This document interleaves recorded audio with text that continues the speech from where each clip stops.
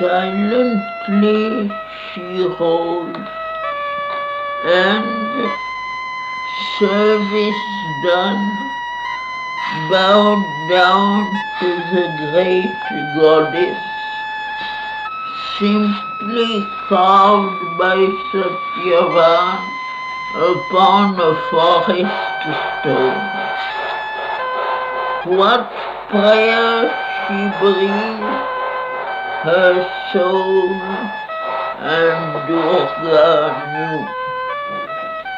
Perhaps she felt in the dim forest hue the infinite mother watching over her child.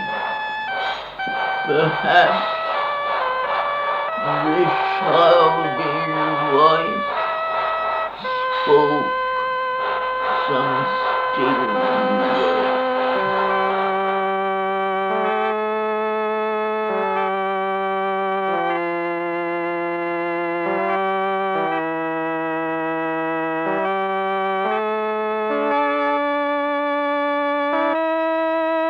At last she came to the pale Mother Queen.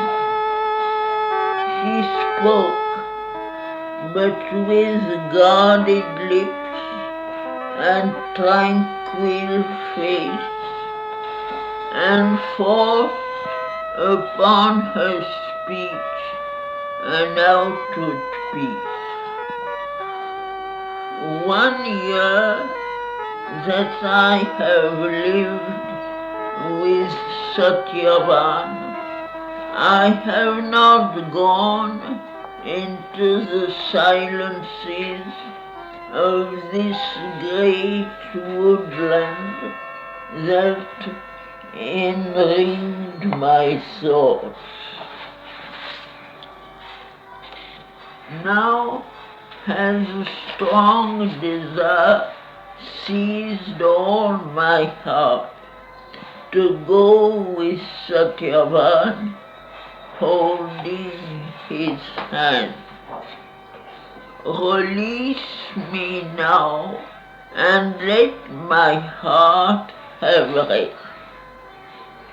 She answered, do as thy wise mind desires. O calm child sovereign, with the eyes that rule.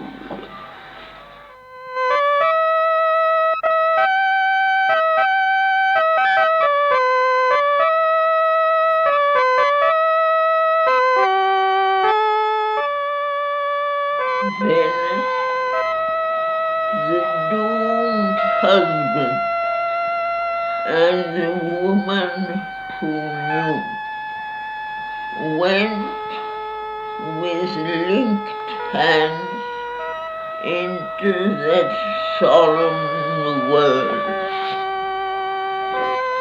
where beauty and grandeur and unspoken dream, where nature's mystic silence could be felt, communing with the secrecy of God.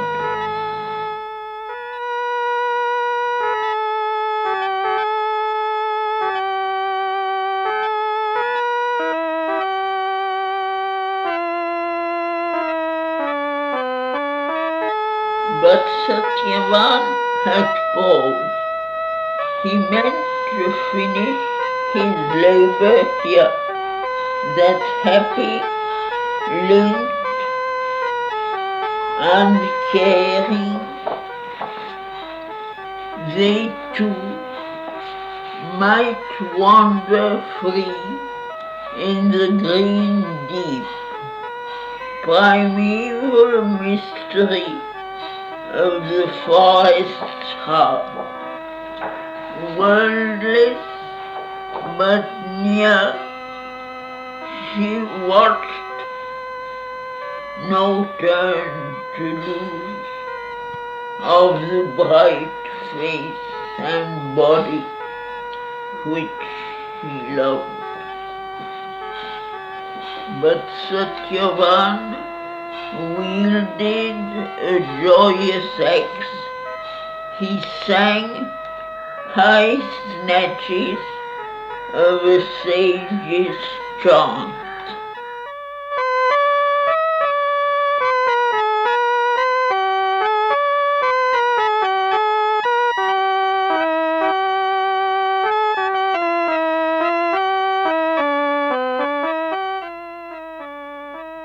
But as he worked, his doom upon him came. Now the great woodsman hewed at him, and his labor ceased. Lifting his arm, he flung away the poignant axe. Far from him, like an instrument of pain, she came to him in silent anguish and clasped, and he cried to her, "Savitri, a pang cleaves through my head and breast, as if the axe were piercing it and not the living branch."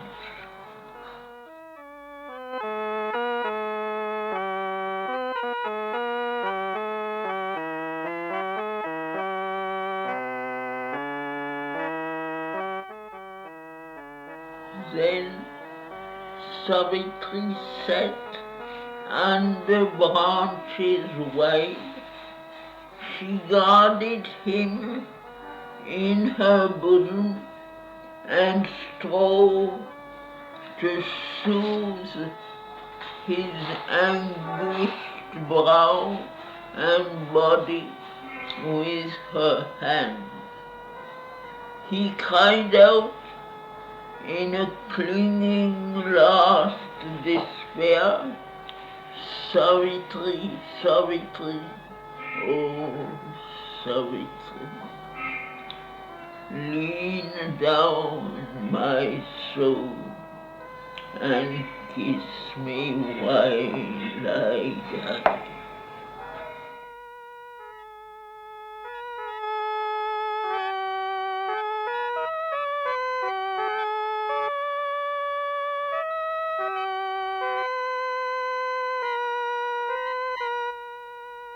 And even as her pallid lips pressed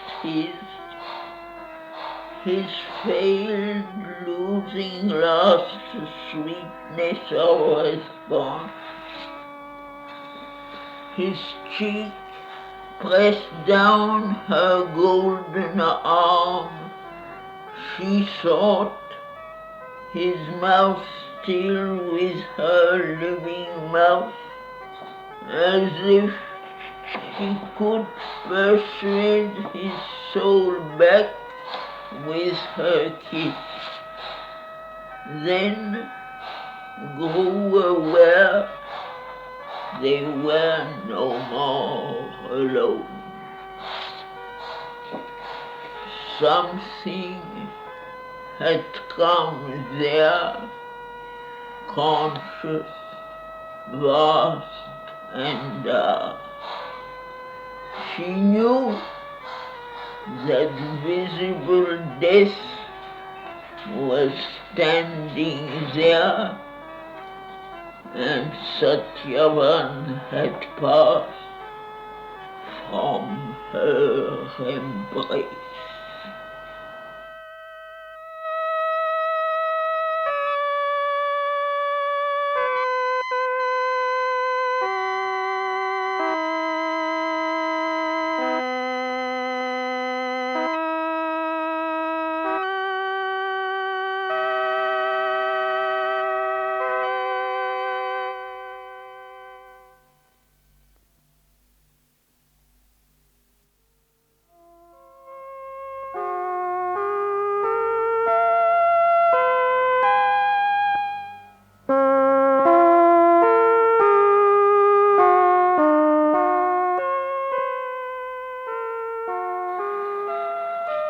Then suddenly there came on her the change,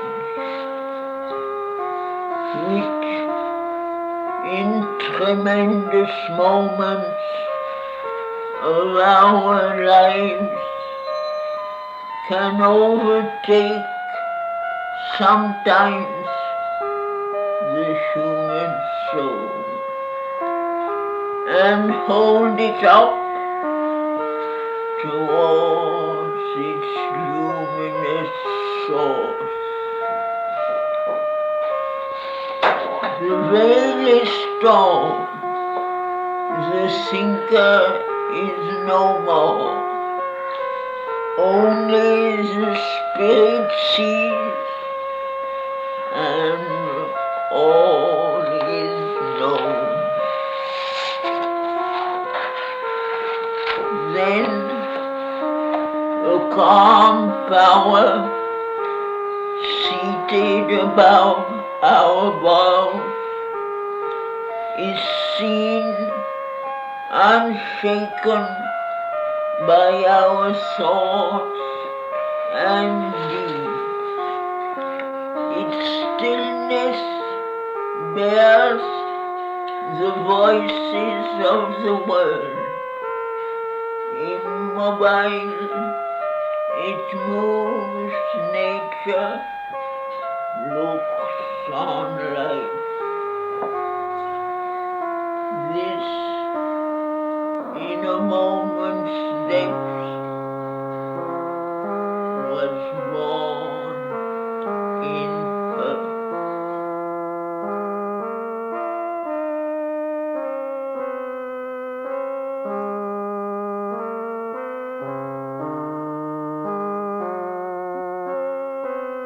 Like one who looks up to far heights, she saw, ancient and strong as on a windless summit, above her where she had worked in her lone mind, laboring apart in a soul tower of self, the source of all which she had seen or hoped. That mightness assumed a symbol form. Her being spaces quivered with its touch. It covered her as with immortal wings.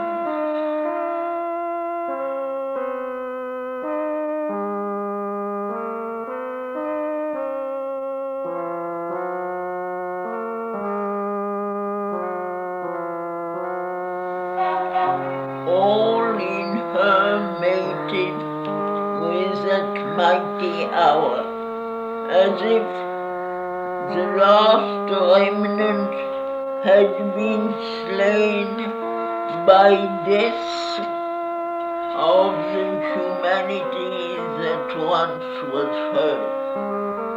A moment yet, she lingered motionless and looked down on the dead man at her feet.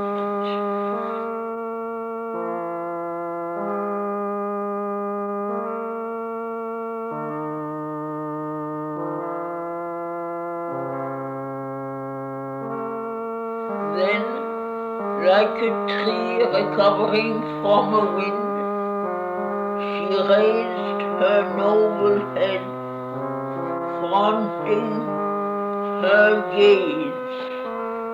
Something stood there, unearthly, somber, grand, a limitless denial of all being. that was terror and wonder of a shape.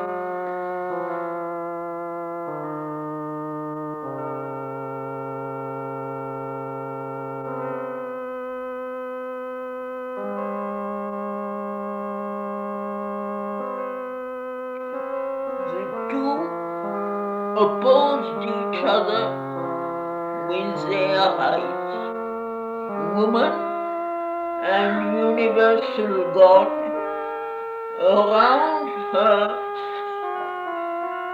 piling their void, unbearable loneliness upon her mighty, uncompanioned soul. Many inhuman solitude came close.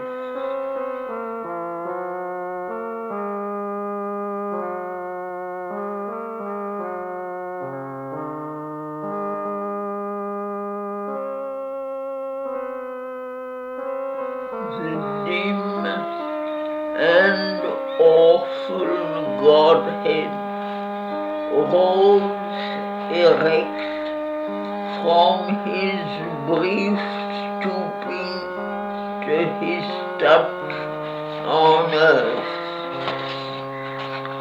and like a dream that wakes out of a dream, forsaking the poor mold of that dead clay, another luminous Satyavana rose, starting upright from the recumbent earth, as if someone over viewless borders stepped, emerging on the edge of unseen worlds.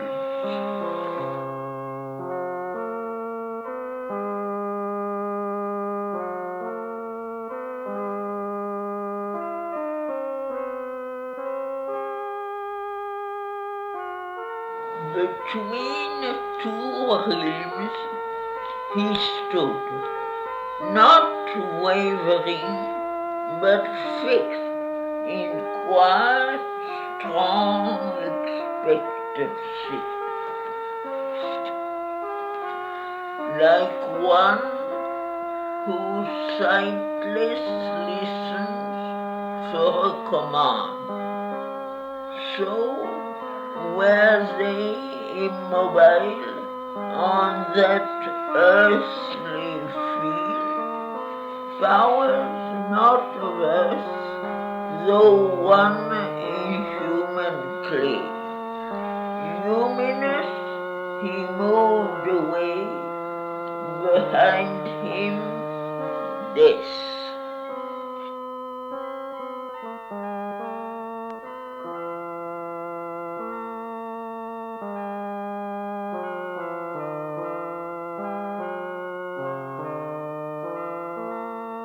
Into a deep and unfamiliar air, enormous, windless, without stir or sound. They seem to enlarge away, drawn by some wide, pale distance from the warm control of earth, and her grown far, now they would escape. Then flaming from her body's nest, alarmed, her violent spirit soared at Satyavana.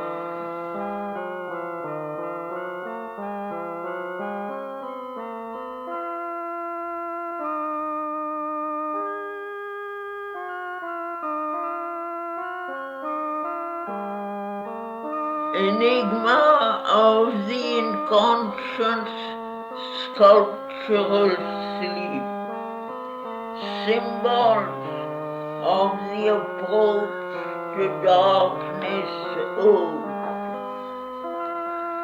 and monuments of her titanic reign.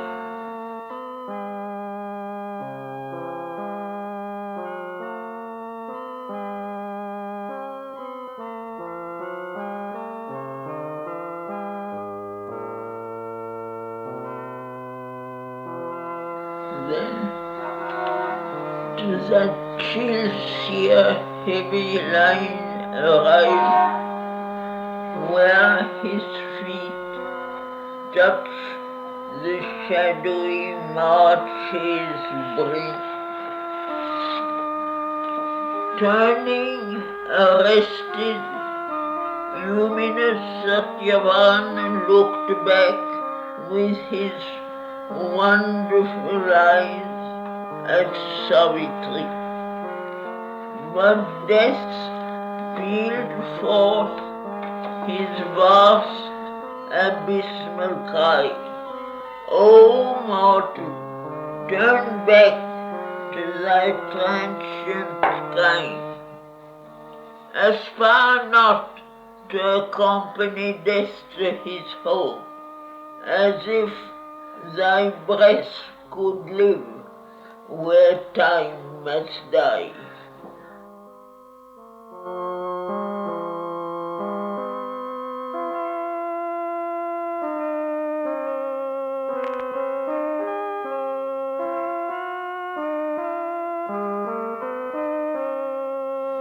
Still, like a statue on its pedestal, lone in the silence and vastness bare,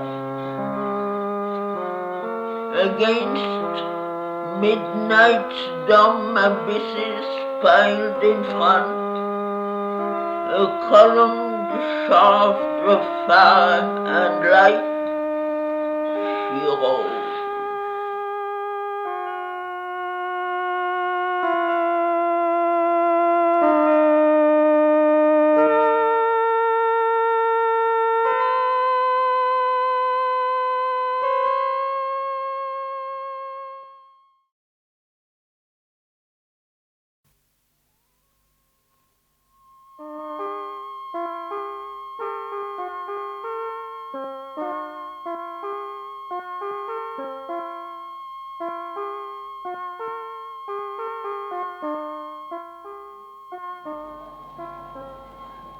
The woman first affronted the abyss, daring to journey through the eternal night.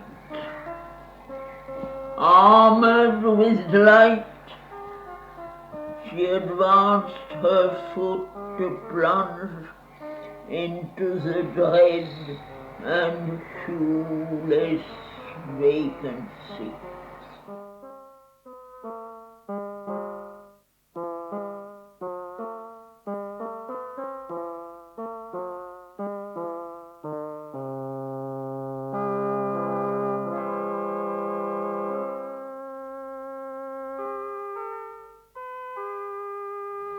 Once more, she heard the treading of a god, and out of the dumb darkness, Satyavan, her husband, grew into a luminous shade.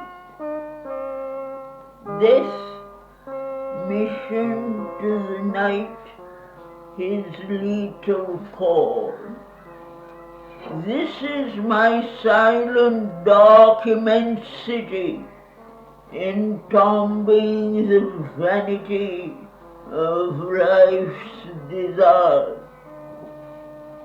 Hast thou beheld thy source, O transient heart, and known from what the dream thou art was made?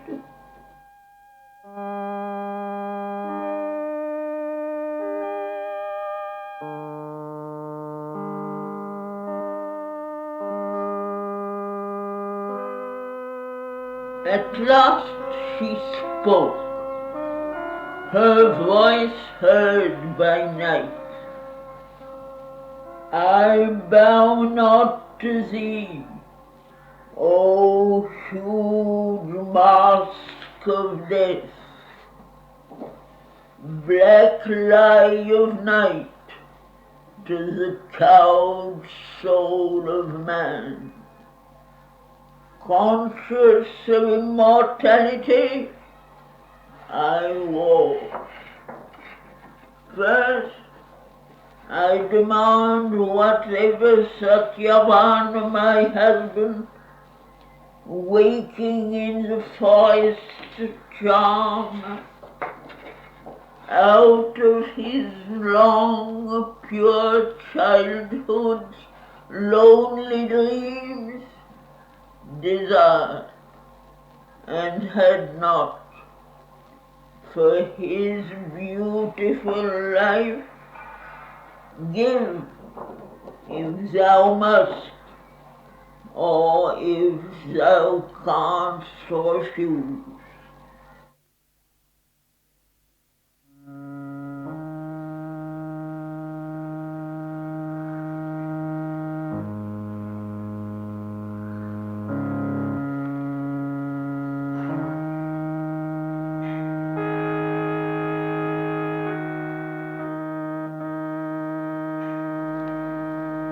Death bowed his head in scornful cold assent, uplifting his disastrous voice, he spoke. I yield to his blind father's longing heart, kingdom and power and friends and greatness lost and royal trappings to his peaceful age, the pallid pomps of man's declining days, the silver decadent glories of life's fall.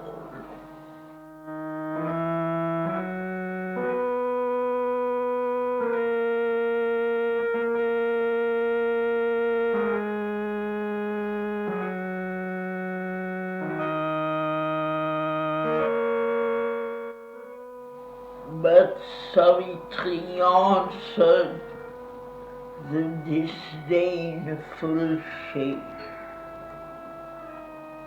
World spirit, I was thy equal spirit born.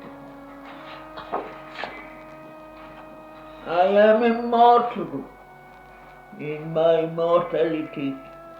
I tremble not before the immobile gaze of the unchanging marble hierarchies that look with stone eyes of law and faith. My soul can meet them with its living fire.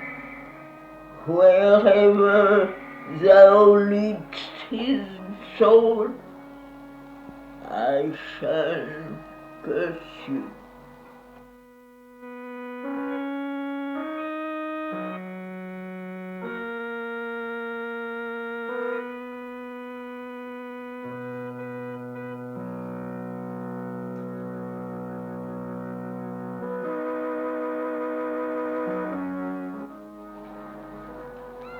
Against the woman's boundless heart arose the almighty cry of universal death.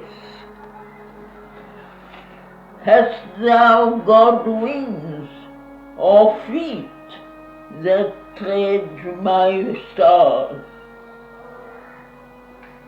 Frail creature with the courage that aspires, forgetting thy bounds of thought, thy mortal role, I will take from thee the black eternal grip, clasping in thy heart thy fate's exiguous doles, departing peace, if peace for man is just.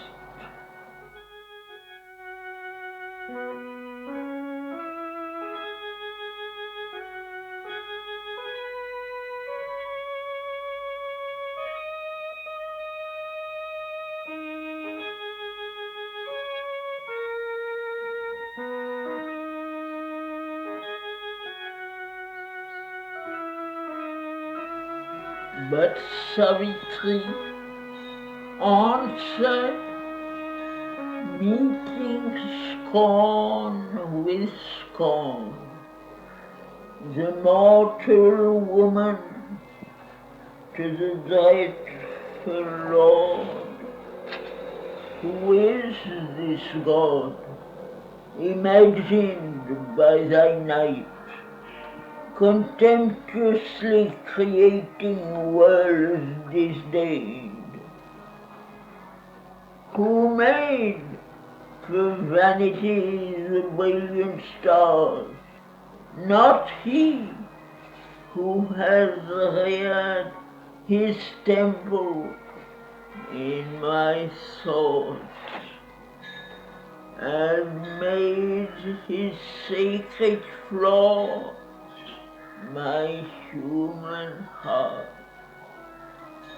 My God is will and triumphs in his path. My God is love and sweetly suffers all. Love's golden wings have power to fan thy void. The eyes of love gaze star-like through death's night. The feet of love tread naked hardest world.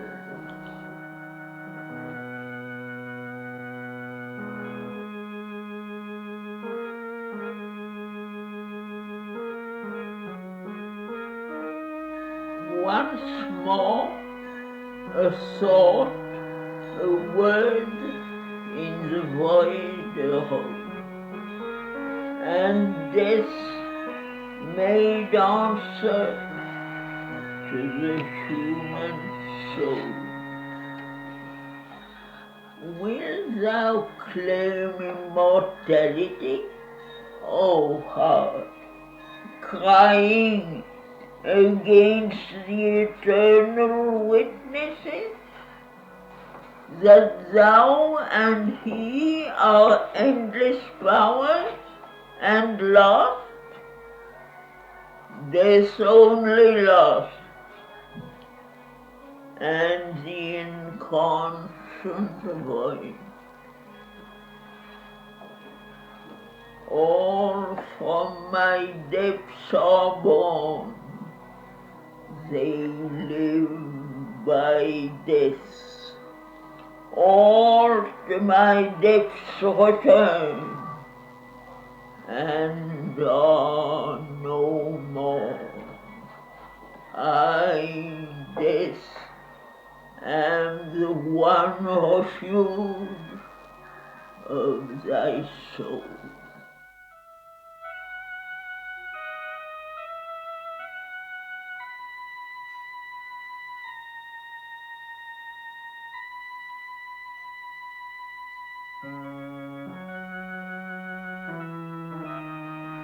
But Savitri replied to the dread voice, O death, who reasonest, I reason not.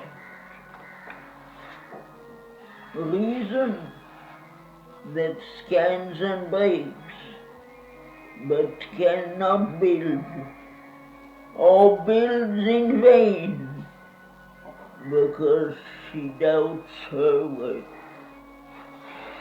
I am, I love, I see, I will. This answered her one deep surrounding cry. Know also, knowing thou shalt cease to love. But Savitri replied, for man to death. When I have loved forever, I shall know. Love in me knows the truth, all changing's mask.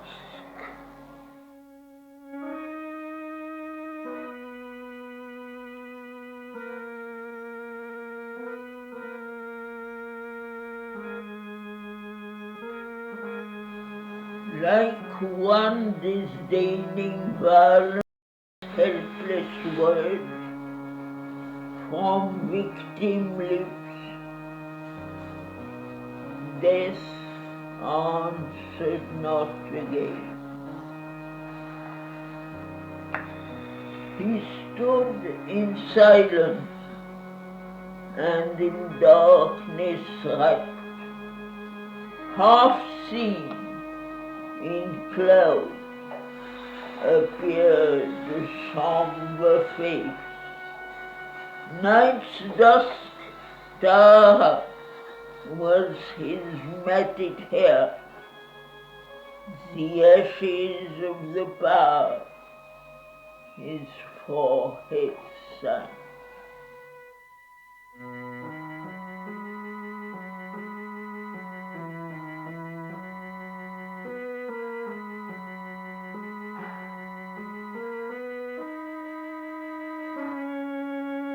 Around her rolled the shuddering waste of blooms, its swallowing emptiness and joyless death. Resentful of her thought and life and love, through the long fading night by her compelled, gliding half seen on their unearthly path, phantasmal in the dimness, moved the street.